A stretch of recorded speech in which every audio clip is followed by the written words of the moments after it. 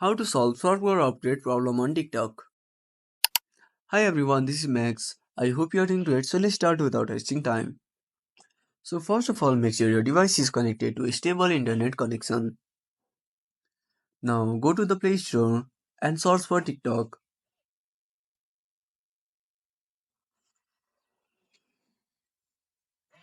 Now tap on TikTok and make sure to update to the latest version. Now go back to your home screen. Keep holding the TikTok icon until this menu pops up and go to App Info. Now go to Storage Uses and tap on Clear Data.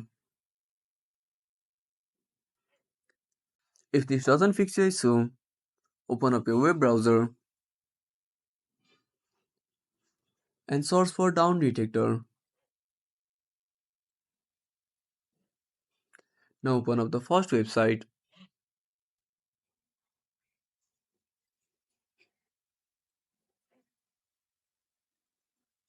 and tap on source icon and search for TikTok.